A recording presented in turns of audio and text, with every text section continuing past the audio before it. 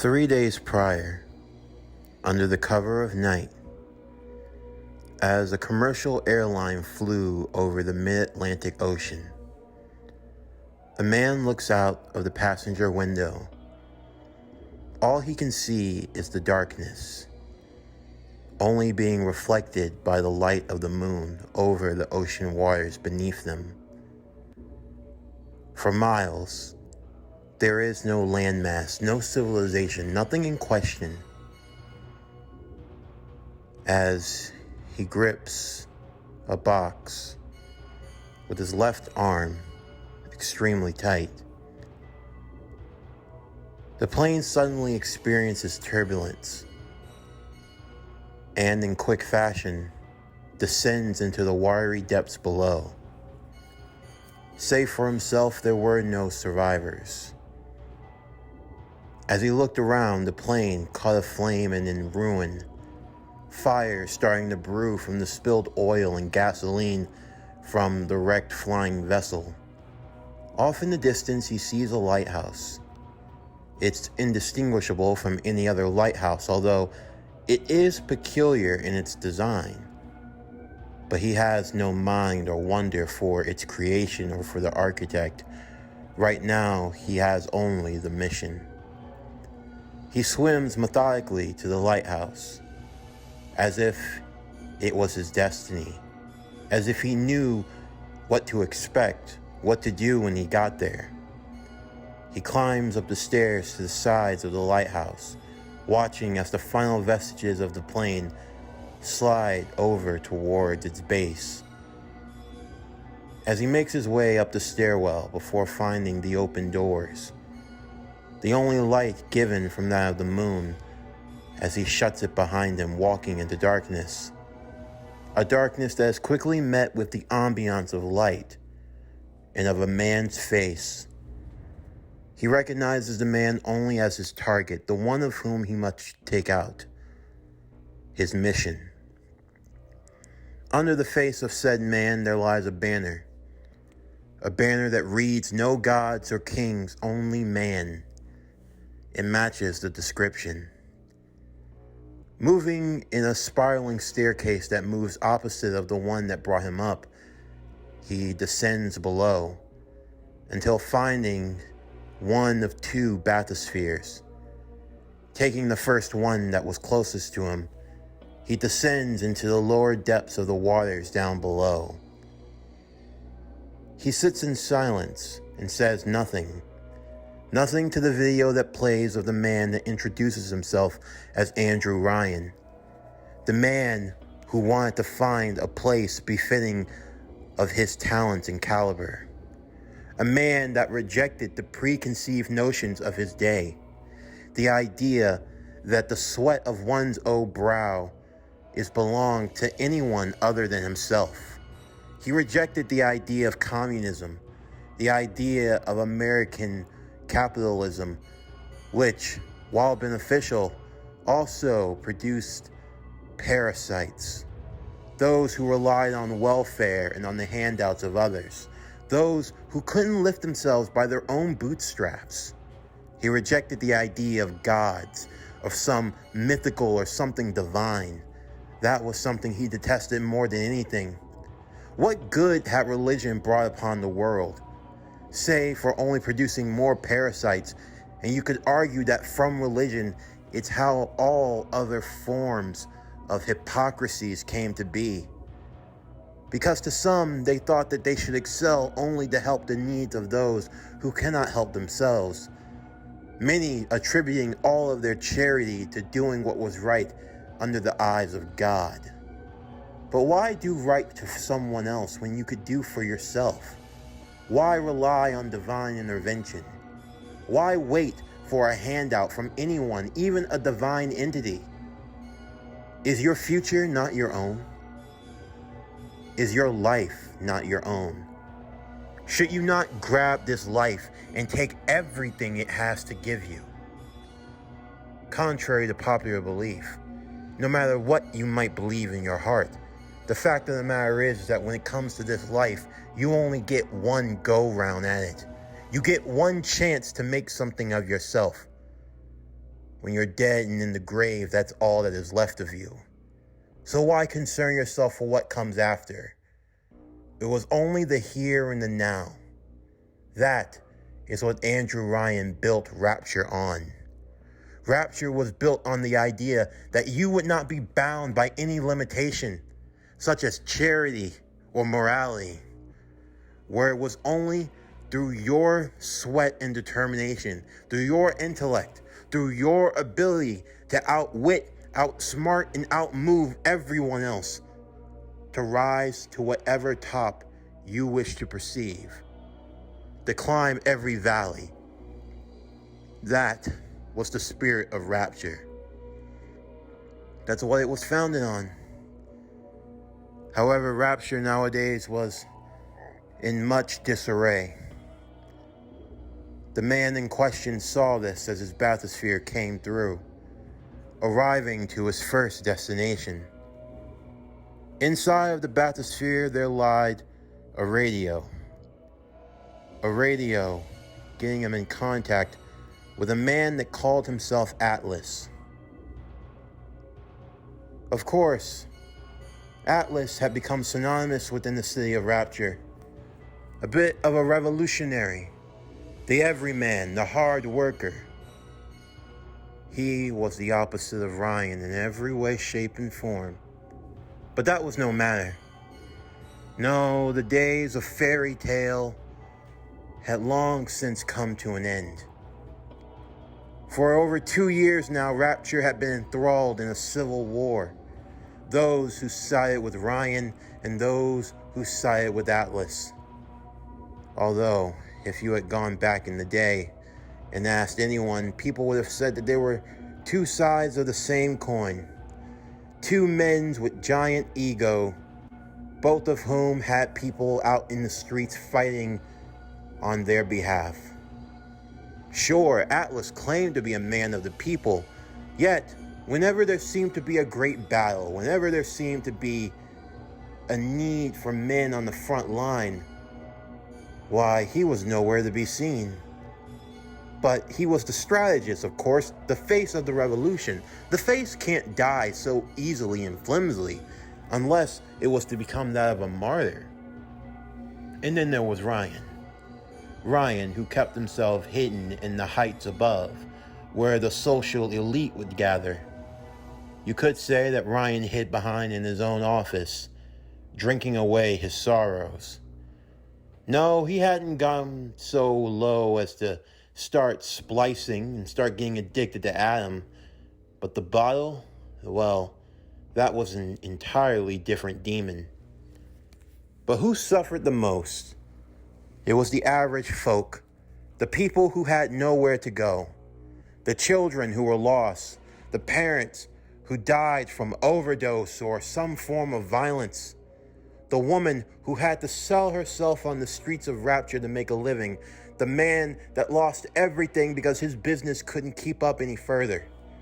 Yes, Rapture was a city of dreams, but it was also a valley of lies and deceit. But none of that mattered now. The man in question, the man with the metal arm, he grabbed hold of the first thing he could use as a weapon, that being a wrench. He stealthily moved through his environment, taking hold of the shadows, making them his own, allowing him to survey the area. The man on the radio, the man known as Atlas, was trying to speak reason with the man, although whether or not he ever listened to him, it was 50-50 at best. The man with the metal arm, that was the only thing Atlas could know him as, since he got a vague view of him on the camera. At least it looked like his arm was made of metal, but who knows? Was it some unused plasmid?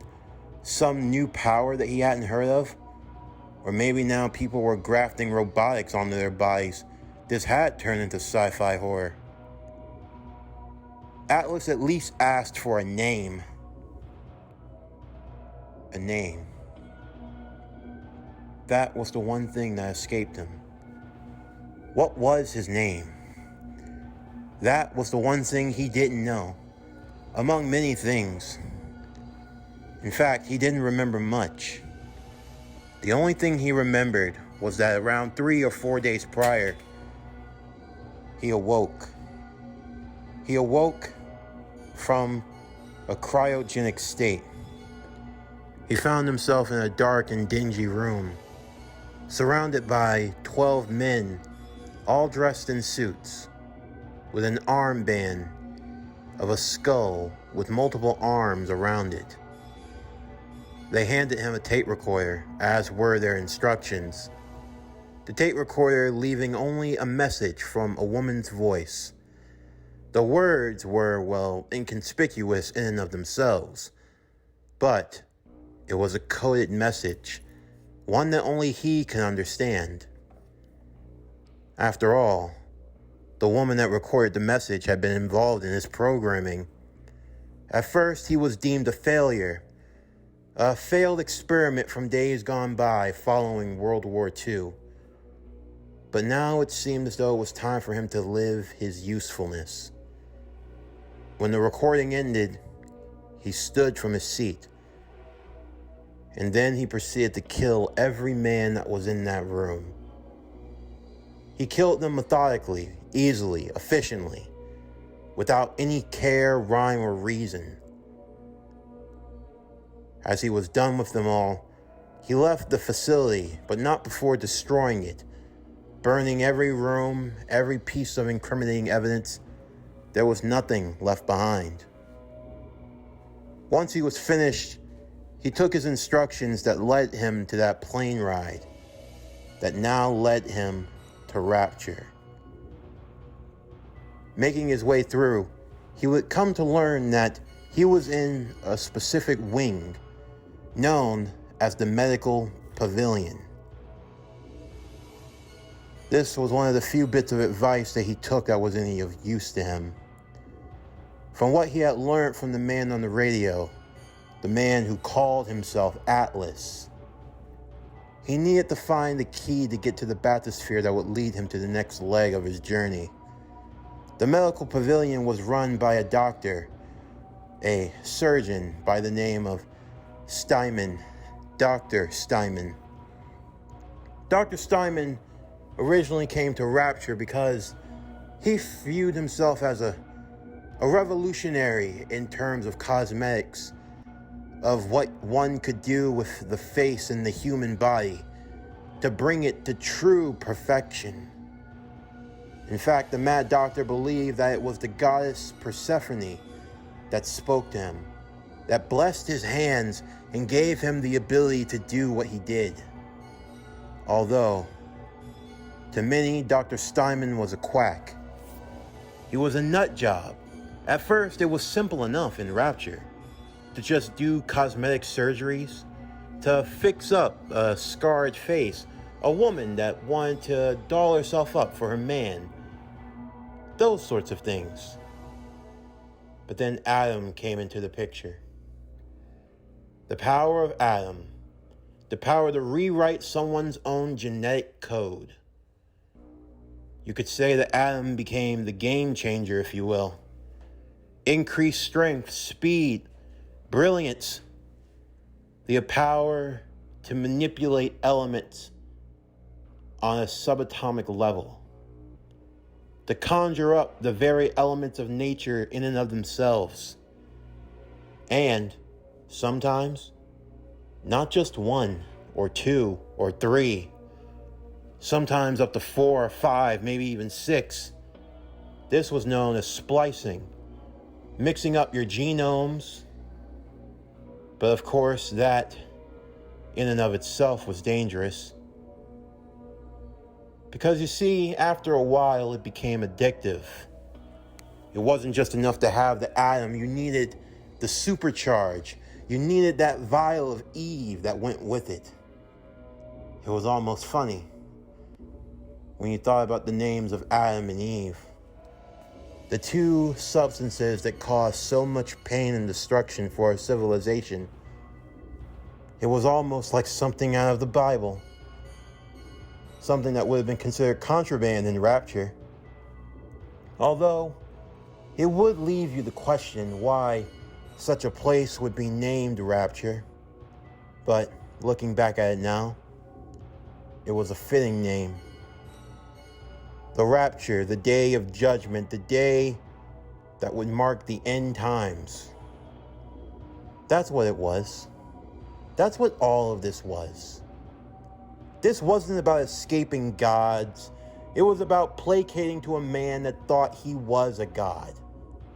But he thought he was so above even God himself that he wouldn't even dare call himself that. He believed that as a man, his just being eluded him the praise and the adulation. For a man that hated gods, he had statues to his fame everywhere you went. For a man that claimed to hate God, he acted like his word was the Holy Testament itself. For a man that claimed he hated God so much, he required exclusive loyalty, what some might call devotion. No. Rapture was not a land with no gods or no king. No, Rapture was the land where the only king, the only god was Andrew Ryan. And he just didn't want to have any competition around him. Ryan thought that he had created something better than heaven, but really he created something worser than hell. He created a world where man could give into their vices, where a man was free to make any choice he wanted. Of course, there were some laws. He tried to keep some stability, but let's be honest. In a world like Rapture, there is no law. Only the law of the strongest. That was the only rule here. But for the man with the metal arm, none of that trivialness concerned him. All he had was the mission. The mission would require him to break into Dr. Steinman's lab, which would be easier said than done since it was kept hidden away behind a frozen wall of ice. But for the man with the metal arm, he learned something interesting about himself. At the request of Atlas, he took Adam before injecting himself with plasmids, the ability in question to rewrite his genetic makeup. Of course, because of his situation with his left arm being made entirely out of metal, he couldn't use any form of plasmid with it. But with his right hand, that was a different story. Along the way, he managed to gain the plasmids of electricity, of fire, and of telekinesis. Making his way through the mud-stained and through the blood-stains of the medical halls, coming across mutated patients and others, the ravaged of Rapture. Those who were left behind under the depths below, who took to using various forms of plasmids, other weapons and drugs, anything they could get their hands on. Many of them the female victims of Dr. Steinman. They came only to search for beauty, but what they turned into was something far ghastly than any beast. They were victims all the same, but what they allowed themselves to turn into, it was just unworldly. Slowly but surely, the metal-armed man made his way through the medical pavilion, interchanging between the 3 different plasmids that were injected into his body. Funnily enough, a body perfectly made for use of Adam, and was able to bypass its addictive quality. Eventually, it led him to the medical wing. Dr. Steinman, working away on yet another victim, as he gouged at her body, his scalpels being used to claw and rip her to pieces. He came face to face with the man in black, the man with the metal arm. No, you're supposed to, like this, But it's all wrong. It's all wrong. Why? Why can't you just look right? I know it's not my fault. It's not my fault. No, it's you. Stop. Please. Oh. Why has she forsaken me? Goddess Persephone. Please. I know that these hands, they were made to create, to bring beauty to this world. And yet all I see is ruin. Who's that? Who are you? Keep away! Dr. Steinman had a box of grenades. He started throwing them towards the man in black, but thankfully his use of the telekinetic plasmid allowed him to catch the grenades in midair and throw them back. And along the way, he had managed to get a much more serviceable weapon, although he kept that wrench in his back pocket. You never know, you might need to hit someone in the head with it.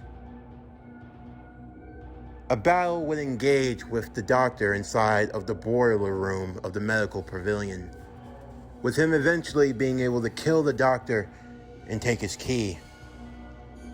Now having what he needed, it was time for him to move on to the next leg of his journey that would lead him to Neptune's bounty. However, the walls would begin to stammer and shake, the room beginning to rumble. He heard the lugging sound of something akin to a wail and a little girl's voice.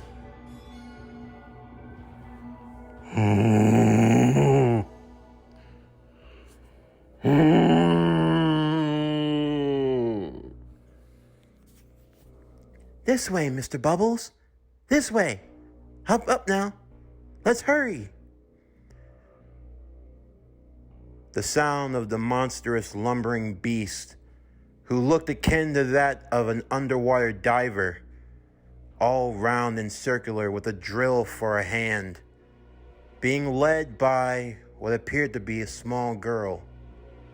Although examining the hulking beast further, it looked like it was on its last legs. Blood was spouting out of different parts of its body. It looked like it had been badly damaged and beaten in battle, probably in protection of the girl. It was then that a horde of splicers would come charging behind them. The monstrous being in question shielding the girl behind him as it fought desperately to protect her. Unfortunately, the gang of spider splicers that finally managed to kill the damn thing, until there was only two left, one of them kicking the downed creature as it died. Serves you right, you overgrown son of a bitch! You killed half of my gang! About time we killed that Big Daddy. Acting like he owned the place, keeping all that Adam to himself. But look what we got here. No, stay away. Leave me alone. Daddy, help. Oh, it's all right, little girl. We're not gonna hurt you. We just want a wee bit of Adam. Now, be a good little sister and come. The splicer that got too close to the girl would be shot in the back, turning around in time to be shot in the face. What the? Who in the hell do you do? He would be shocked with electrobolt by the man with the metal arm before being shot down and killed. At first, the little girl was fearful, scared of his presence. But soon, she began to see him in a different light. She saw him as her protector, the one person who could keep her safe. The man with the metal arm would ask for her name, At first, it took her a while to recollect, but eventually she remembered. Her name was Masha. However, when she asked for the name of her savior, that was the one thing he could not recollect. For all the years that he had been alive, at least for what he could know, his name was the one thing that escaped him. The only thing he knew was his title, the title given to him by his creators. They called him the Winter Soldier, the Hand of Hydra, one who would execute their judgment upon the world. But for now, all he could do was follow the mandate of his mission. When he came to Rapture, through that coded message, he only had 3 objectives: destroy Hydra, protect the Little Sisters, and his primary objective, above all else, kill Andrew Ryan by any means necessary. The little sister, known as Masha, would smile happily as she followed the man with the metal arm. The two of them making their way to the bathysphere, descending into the waters once again, with their next stop being Neptune's bounty.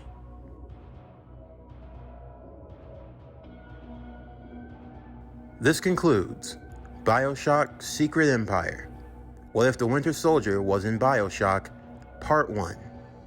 As always, if you enjoyed today's video, then please don't forget to like, comment, subscribe, share, and hit that bell for post notifications so you can stay up to date on everything that is PowerCore Productions and Podcastings that has to come out now and in the future.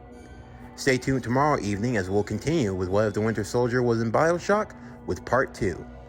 But that's going to do it for the end of today's video. I'm Javon Harrington, signing off, and I'll see you next time.